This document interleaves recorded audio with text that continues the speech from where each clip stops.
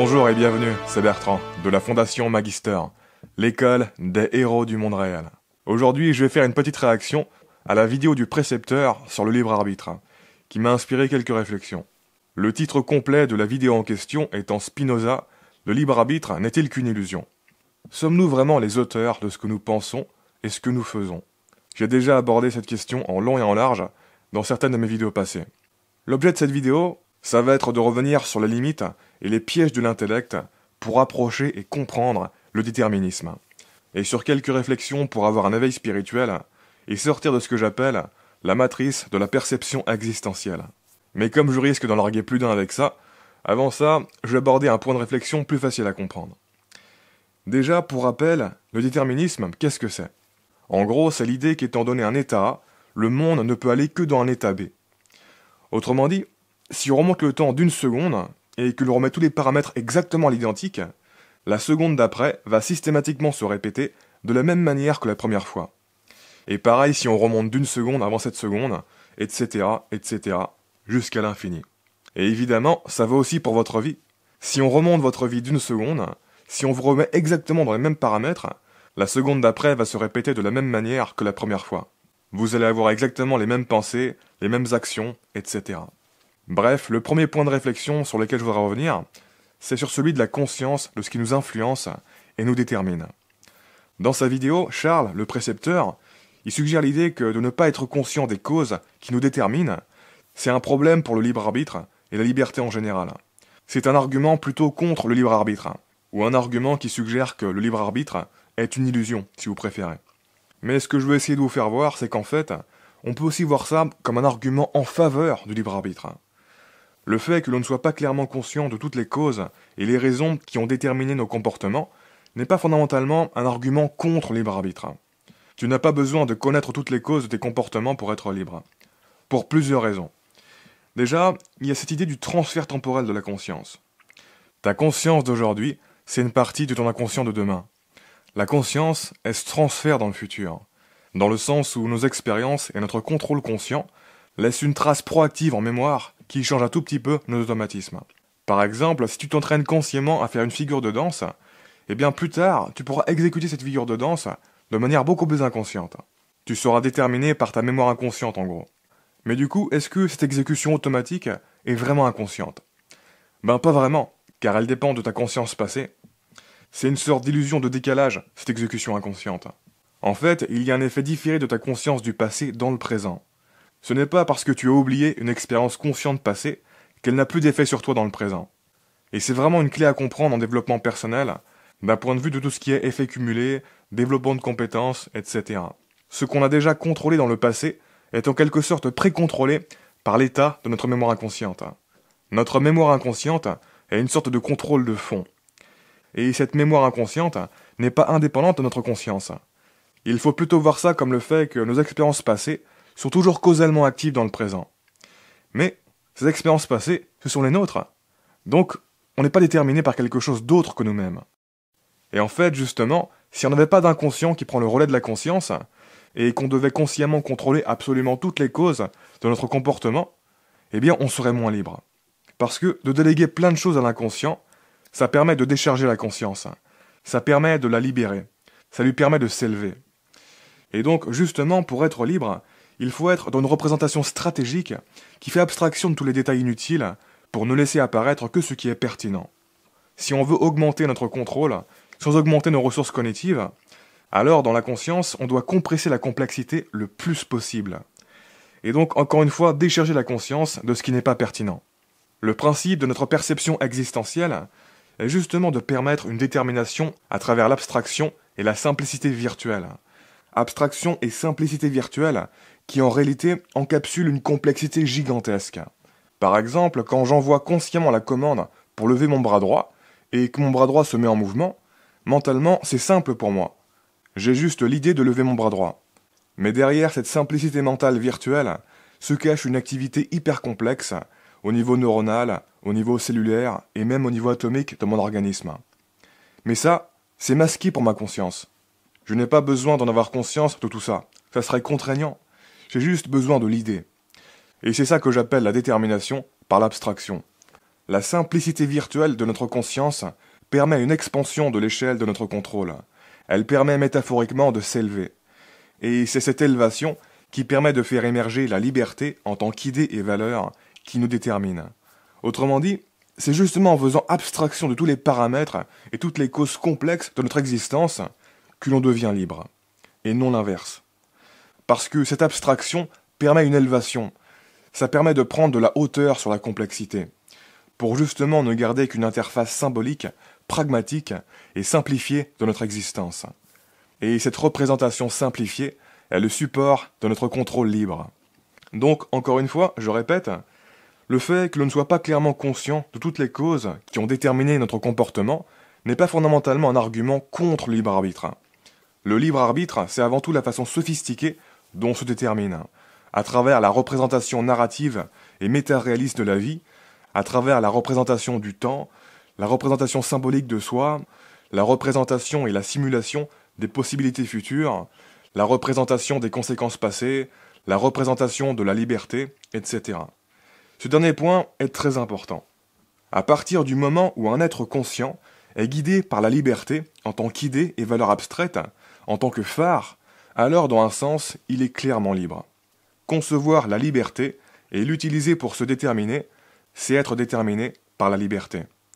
Encore une fois, on en revient à la détermination par l'abstraction. La liberté est une abstraction qui nous guide dans nos actions.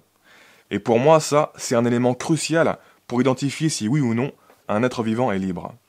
Si cet être vivant n'arrive pas à s'élever consciemment pour concevoir la liberté, alors cette liberté ne peut pas être une cause de son comportement. Et donc on pourra difficilement dire qu'il est vraiment libre, puisqu'il ne conçoit même pas ce que c'est. Autrement dit, pour que ton comportement soit libre, il n'est pas nécessaire que tu saches tout des causes de ton comportement. Mais il est nécessaire que tu te représentes la réalité d'une manière qui favorise la liberté de choix et de contrôle de ton comportement. Et notamment, il est nécessaire que l'abstraction, qu'est la liberté, soit l'une des causes de ce comportement. Et oui, du coup, dans cette définition, ça veut dire que le libre arbitre n'est pas quelque chose de binaire qu'on a ou qu'on n'a pas, mais plutôt quelque chose qu'on utilise ou pas. Comme je vous le disais dans l'épisode 17, notre liberté ne nous préexiste pas, mais émerge et réémerge dans les instants de la vie, dans lesquels on réalise qu'on existe, qu'on est libre, et que l'on s'apprête à utiliser cette liberté pour décider de notre futur.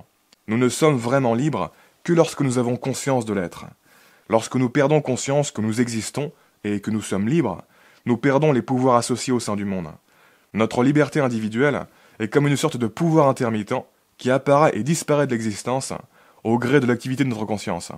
Et personnellement, le fait de bien réaliser ce point-là a pour moi changé à tout jamais la fréquence de cette intermittence. C'est à partir de là que j'ai réalisé que je pouvais plus ou moins maintenir présente et éveillée cette conscience d'exister et d'être libre. Certes, l'enchaînement des événements de ma vie dans ce monde suit son cours inéluctable, mais pour autant, il ne se fait pas mécaniquement et brutalement. Cet enchaînement, je n'ai jamais l'impression que le monde me le fait subir sans prévenir. Je le vois arriver, parce qu'il passe d'abord par mon élaboration consciente. Maillon par maillon, c'est ma conscience qui est le mécanisme essentiel, directeur et déterminant de l'enchaînement des événements de ma vie. Alors oui, parfois, il y a des choix vers lesquels je me vois en train de me diriger et pour lesquels j'ai des réticences. Mais voilà, reste que ces choix, même si je les effectue et que je les regrette, je les ai vus venir et je les ai laissés arriver. Le directeur conscience était présent. Il a juste mal fait son boulot parce qu'il n'était pas assez discipliné, trop fatigué, trop laxiste ou que sais-je. On est donc loin d'une détermination automatique et imposée, qui se poursuivrait de la même manière avec ou sans notre consentement, et peu importe la qualité de notre activité consciente. C'est plutôt l'inverse en fait. Tant qu'on n'a pas réalisé et décidé consciemment qu'il faut changer, il n'y a rien qui va changer tout seul dans notre vie. Notre comportement sera grossièrement le même. La direction de notre vie répond au doigt et à l'œil aux intentions que l'on développe. C'est juste qu'on met beaucoup de temps à changer d'intention. Et c'est en ce sens que on peut se considérer vraiment libre et responsable. Si on ne l'était pas, notre liberté de changement ne nous attendrait pas pour s'exprimer. On changerait inconsciemment à bien des niveaux. On serait comme un spectateur, comme un passager du wagon changement qui avance tout seul sur des rails. Alors que là, c'est comme si le monde tout entier attendait qu'on réalise des choses pour changer. Le monde ne change activement que là où la conscience change activement. Sans conscience, l'évolution est comme bloquée dans le temps. Bref, ça c'était le point le plus facile à comprendre. Maintenant, on va aborder le deuxième point, peu difficile à appréhender, mais tout aussi important. Comme je vous l'ai déjà expliqué dans le passé, en réfléchissant à l'idée que si on remonte le temps d'une seconde, alors la seconde d'après va se dérouler exactement de la même manière que la première fois, et ainsi de suite si on remonte de seconde en seconde, on peut se dire « Waouh, mais en fait, il n'y a aucun espace qu'on peut vraiment choisir. Notre contrôle est une illusion, tout n'est que réaction en chaîne. » Et en contemplant ça comme ça, on peut avoir le sentiment de saisir et de comprendre le déterminisme, de comprendre ce que ça veut dire. Alors que bien souvent, en fait, pas du tout. On entre dans une vision naïve, simpliste, biaisée et impure du déterminisme. Ce n'est pas vraiment le déterminisme, c'est un épouvantail du déterminisme, une version homme de paille. C'est un jumeau maléfique du déterminisme, si vous préférez. Un jumeau maléfique du déterminisme qui est inscrit dans ce que j'appelle la matrice de la perception existentielle. Un jumeau maléfique du déterminisme qui embarque en passager clandestin plein de concepts qui n'ont pas fondamentalement à être liés au déterminisme, et qui donne un sentiment que le déterminisme est autre chose que ce qu'il est vraiment. Il y a un passage de la vidéo du précepteur qui permet assez bien de voir où je veux en venir, et je vais vous le lire. Début de citation. Si je prends ce stylo qui est devant moi, et que je le lance à travers la pièce, le stylo n'a pas le choix de sa trajectoire. Sa trajectoire sera le résultat mécanique de la direction et la force avec laquelle je l'aurai lancé. Il n'a pas le choix, le stylo. Le stylo subit l'impulsion que je vais lui faire subir, et qui va l'amener à emprunter telle direction sans avoir la possibilité de résister. Il est soumis aux lois de la matière. Il ne peut pas s'y soustraire. Il ne peut pas y échapper.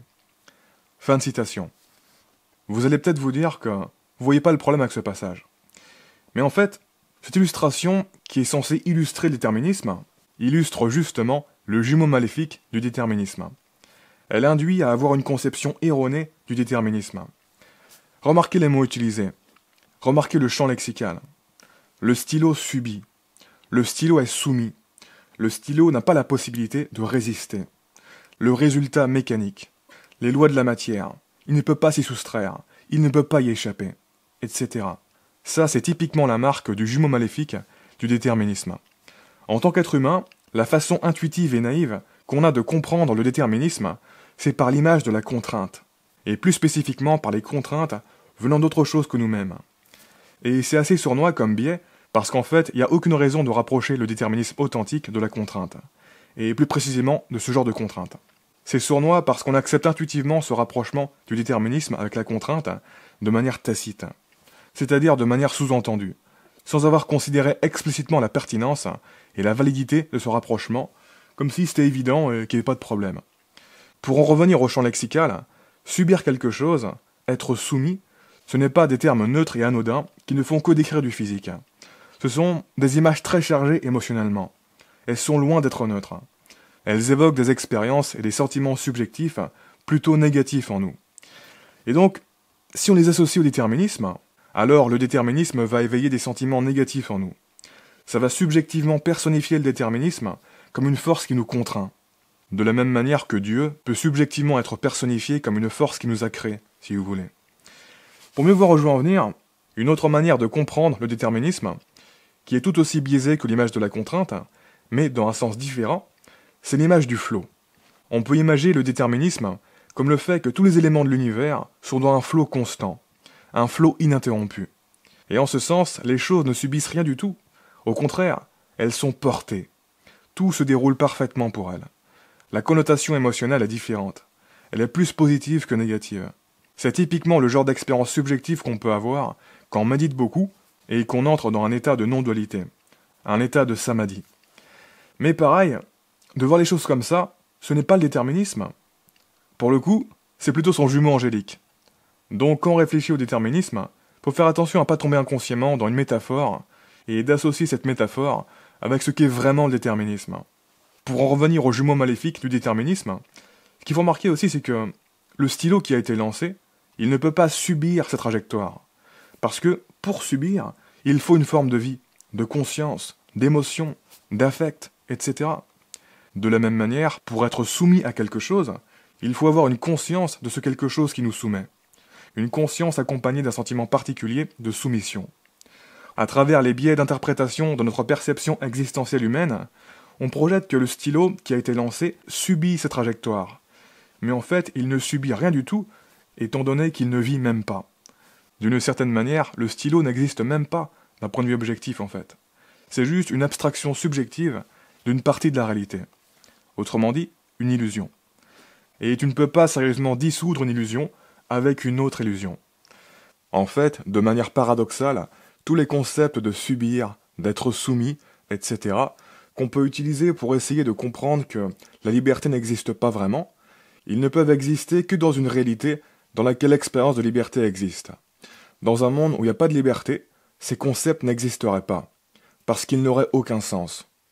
Ces mots sont implicitement contextualisés et contrastés par la liberté. Ils ne sont pas indépendants. Ils font partie du domaine relatif de la dualité. Subir, être soumis, etc., ce n'est pas l'absence de liberté, mais la négation de la liberté. De la même manière que l'absurde n'est pas l'absence de sens, mais la négation du sens. L'irrationalité n'est pas l'absence de rationalité, mais la négation de la rationalité. Et comprendre le déterminisme de manière pure implique de sortir du domaine relatif de la dualité. Pour ne pas être dans la caricature de l'anti-liberté, caricature qui repose implicitement sur l'existence de la liberté. Ce que je veux dire avec ces remarques, c'est que c'est très délicat d'illustrer et de comprendre le déterminisme de manière pure à travers l'intellect, la pensée, les analogies, etc., sans complètement parasiter notre compréhension avec tout un tas de concepts bien chargés. Quand on réfléchit comme ça sur le déterminisme, souvent, on n'est pas en train de comprendre le déterminisme, on est en train de le décomprendre. Comprendre le déterminisme implique un éveil de conscience beaucoup plus radical sur la subjectivité et sur la dualité. Il ne faut pas juste réfléchir au libre arbitre, il faut aussi réfléchir à tout ce qui sous-tend les concepts qu'on utilise pour réfléchir au libre arbitre, notamment ce qu'on est, l'ego, le temps, le passé, le futur, etc. Ça peut être assez dérangeant de réaliser sélectivement que dans l'absolu, le libre arbitre n'existe pas au-delà de notre subjectivité.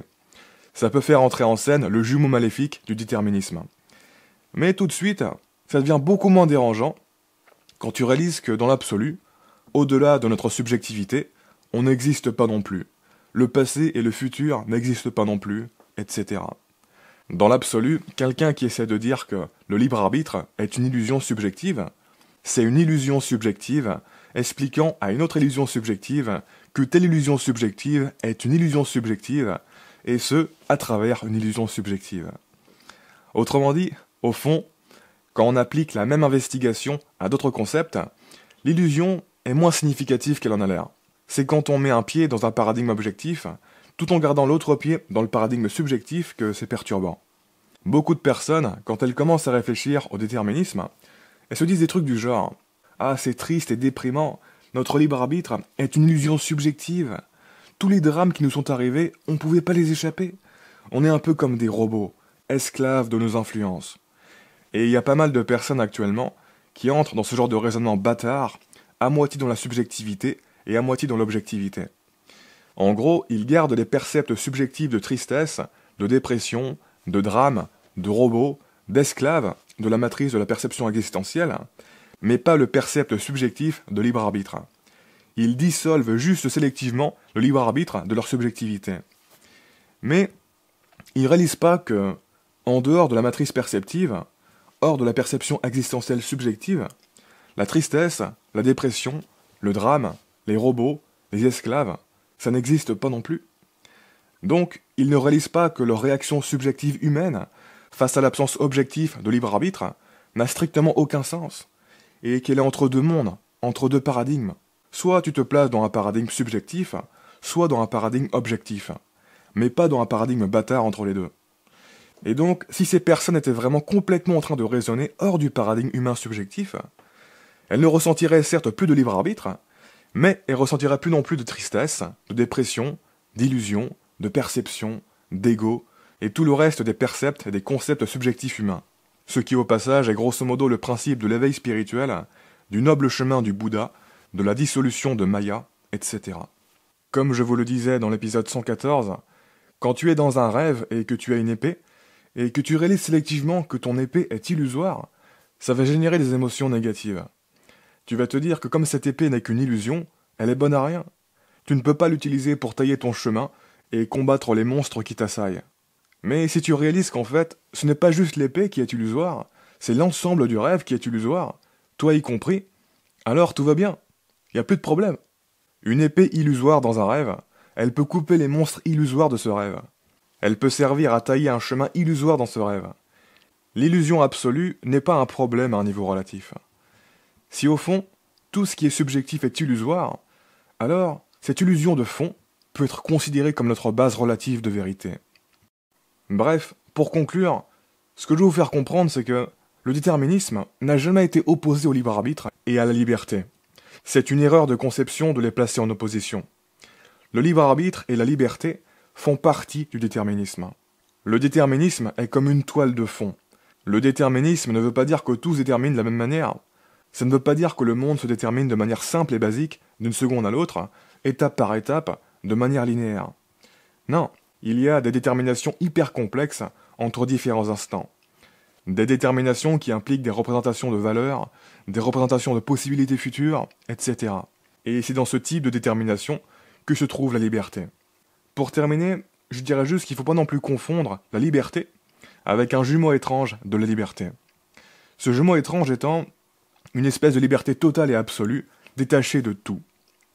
Ça paraît intéressant au premier abord. Ouah, liberté totale et absolue, mais c'est celle-là que je veux. Mais en fait, si cette liberté est vraiment détachée de tout, ça veut dire qu'elle est détachée de nous, de notre esprit, de notre identité, de nos valeurs, de nos choix passés, etc. Autrement dit, ça veut dire que cette liberté a la possibilité de nous faire disparaître. Ça veut dire que tout choix pourrait être remis en question et n'avoir aucune importance. Ça veut dire que rien n'a vraiment de sens pour nous. Et ce n'est pas ça qu'on veut comme liberté. Ce qu'on veut comme liberté, c'est être déterminé par nos pensées, par nos valeurs, par notre identité, par le poids de nos choix passés, etc. C'est avoir un sentiment de responsabilité. Donc, en fait, on n'a aucun problème avec le fait d'être déterminé. Si tant est qu'on est déterminé par ce qu'on est, si tant est qu'on est autodéterminé. On n'a aucun problème à être déterminé, si tant est que de toute manière, on ferait les mêmes actions si on était absolument libre de tout choisir. Et c'est en ce sens qu'effectivement, notre libre arbitre n'est pas absolu. Parce que pour ça, il faudrait être libre de son propre esprit. C'est-à-dire libre de sa personnalité, de sa façon de penser, de ressentir, de croire, de raisonner, etc.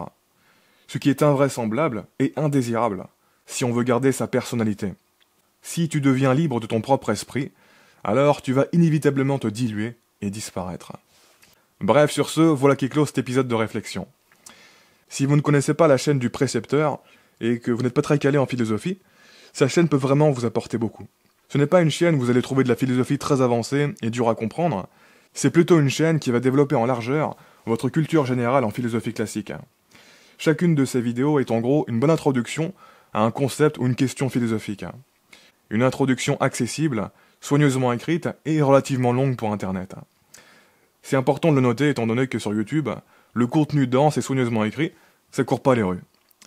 Bref, comme d'habitude, je vous invite à vous abonner si ce n'est pas déjà fait, à partager cette vidéo et laisser un pouce bleu si vous l'avez apprécié, ça m'aide pour la visibilité, et je vous invite également à rejoindre le Discord de la Fondation Magister pour prendre part à des discussions sur les différents aspects du développement. Le lien est dans la description de la vidéo. Quoi qu'il en soit, je vous remercie de m'avoir écouté jusqu'au bout, et je vous dis à très bientôt pour la prochaine vidéo.